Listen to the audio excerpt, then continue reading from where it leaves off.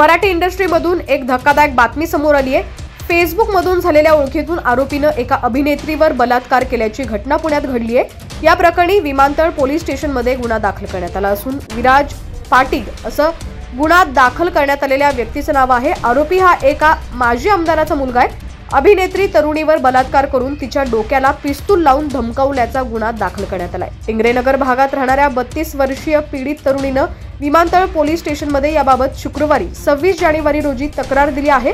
हा प्रकार 27 ऑगस्ट 2023 ते 20 जानेवारी 2024 या कालावधीत विमाननगर आणि मुळशी येथील एका रेस्टॉरंटमध्ये घडलाय। पोलिसांनी दिलेल्या माहितीनुसार आरोपी विराज पाटील याची राजकीय पार्श्वभूमी आहे।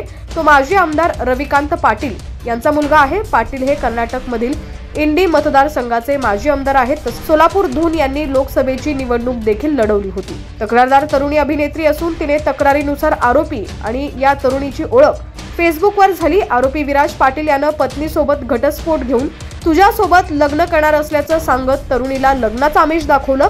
त्यानंतर पीडित तरुणीसोबत जबरदस्तीनं शारीरिक संबंध ठेवले। कालांतरानं आरोपी या तरुणीला टाळू लागला, त्यामुळे तक्रारदार तरुणीनं त्याबाबत विचारणा केली असता विराज पाटील यानं तिला शिवीगाळ केली। तसंच त्याच्याकडे असलेलं पिस्तूल तरुणीच्या डोक्याला लावून मी तुझ्यासोबत लग्न करणार नाही, तू जर पोलिसांकडे गेली तर तुला दाखवतो मी कोण आहे अशी धमकी देत धक्काबुक्की केली असंही तक्रारीत म्हटलंय।